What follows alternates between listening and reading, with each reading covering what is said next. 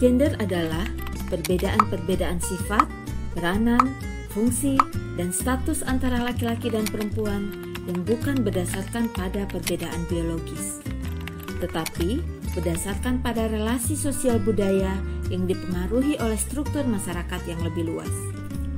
Jadi, gender merupakan konstruksi sosial budaya dan dapat berubah sesuai dengan perkembangan zaman.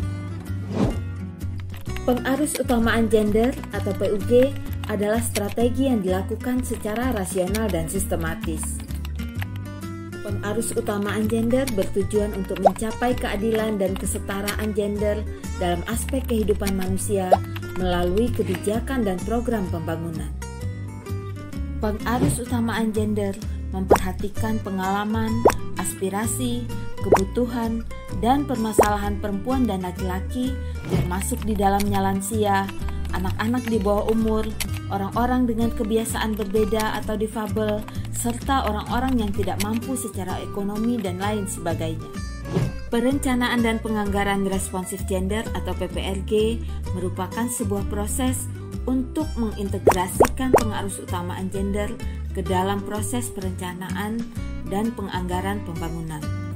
Perencanaan dan penganggaran responsif gender bertujuan untuk mengatasi perbedaan akses, partisipasi, kontrol, dan manfaat pembangunan bagi laki-laki dan perempuan untuk mewujudkan anggaran yang lebih berkeadilan.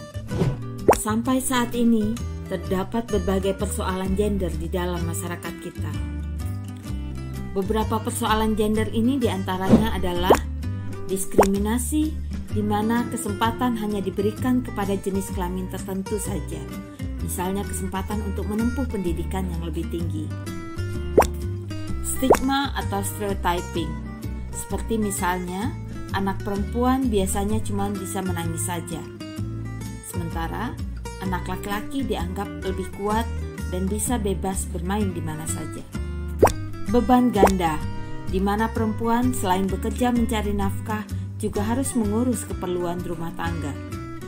Kesenjangan, seperti misalnya kesenjangan upah antara tenaga kerja perempuan dan tenaga kerja laki-laki. Kekerasan, seperti kekerasan di dalam rumah tangga, kekerasan di dalam pacaran, dan berbagai bentuk kekerasan seksual lainnya. Untuk mengatasi berbagai persoalan gender ini, maka diperlukan langkah-langkah afirmatif berupa kebijakan, program, ataupun ketersediaan anggaran yang dapat dirumuskan melalui proses perencanaan dan penganggaran yang responsif gender. Terdapat 7 prasyarat pengarus utamaan gender melalui perencanaan penganggaran yang responsif gender. Yang pertama adalah komitmen, kedua regulasi, ketiga kelembagaan, keempat ketersediaan data pilah, kelima instrumen analisis gender, keenam sumber daya manusia dan anggaran, ketujuh partisipasi masyarakat. Komitmen. Komitmen merupakan prasyarat pertama dalam perencanaan penganggaran responsif gender. Komitmen dapat ditelusuri berdasarkan visi misi dan penjelasan dari pimpinan daerah, kepala satuan kerja perangkat daerah, ataupun kepala desa. Selanjutnya, komitmen ini harus tertuang secara eksplisit di dalam dokumen-dokumen perencanaan dan penganggaran seperti Rencana Pembangunan Jangka Menengah Daerah atau RPJMD, Rencana Kerja Pemerintah Daerah atau RKPD, Rencana Strategis, dan Rencana Kerja Satuan Kerja Perangkat Daerah. Di tingkatan desa pun demikian. Komitmen ini harus tertuang di dalam Rencana Pembangunan Jangka Menengah Desa, Rencana Kerja Pemerintah Desa, hingga Anggaran Pendapatan Belanja Desa. Kebijakan. Dibutuhkan berbagai regulasi untuk mendukung perencanaan penganggaran responsif gender. Regulasi ini baik berada pada tingkatan nasional, di tingkatan provinsi, di tingkatan kabupaten kota, hingga di tingkatan desa. Kelembagaan pengarus utamaan gender. Kelembagaan pengarus utamaan gender merupakan satu badan atau organisasi yang dibentuk dan diberi kewenangan untuk mendorong pengarus utamaan gender di dalam pembangunan. Di dalam kelembagaan pengarus utamaan gender ini, terdapat lembaga penggerak atau driver yang terdiri atas Bapeda, Badan Pemberdayaan Perempuan, Dinas Keuangan Daerah, serta Inspektorat. Selain itu, juga terdapat Pokja Pengarus Utamaan Gender, Pokal Poin Pengarus Utamaan Gender, serta tim teknis anggaran responsif gender. Ketersediaan data pilah atau profil gender.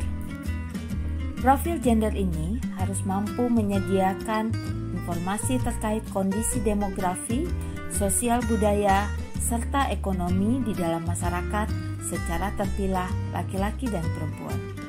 Misalnya, jumlah penduduk secara terpilah, jumlah kepala keluarga secara terpilah, jumlah petani, buruh tani, atau kelompok tani secara terpilah, angka putus sekolah dan angka harapan hidup secara terpilah, jumlah kasus kematian ibu melahirkan, jumlah korban kekerasan, serta informasi lainnya yang dapat membantu pemerintah untuk mengetahui persoalan-persoalan prioritas yang ada di dalam masyarakat. Instrumen analisis gender. Instrumen yang biasa digunakan untuk melakukan analisis gender antara lain adalah Gender Analysis Pathway atau GAP dan Gender Budget Statement atau GBS. Instrumen analisis gender ini akan membantu pemerintah untuk mensinkronkan antara isu strategis dan prioritas daerah dengan kemampuan keuangan daerah. Sumber daya manusia dan anggaran. Diperlukan aparatur pemerintah yang memiliki kepedulian, pemahaman, dan pengetahuan akan isu-isu gender yang ada di dalam masyarakat. Selain itu, diperlukan ketersediaan anggaran yang cukup untuk memastikan bahwa isu-isu gender tersebut dapat diselesaikan sehingga bisa menciptakan keadilan dan kesetaraan bagi setiap anggota masyarakat. Partisipasi masyarakat di dalam proses perencanaan penganggaran. Pada tataran proses, indikator partisipasi masyarakat di dalam perencanaan penganggaran yang responsif gender ini utamanya adalah keberagaman partisipan, terutama kehadiran kelompok perempuan serta masyarakat marginal lainnya di dalam setiap tahapan perencanaan dan penganggaran pembangunan. Bila ketujuh prasyarat ini terpenuhi, maka diharapkan upaya pemerintah untuk menciptakan keadilan dan kesejahteraan bagi masyarakat dapat terlaksana. Perencanaan penganggaran yang responsif gender merupakan wahana sekaligus proses untuk menuju masyarakat yang sejahtera.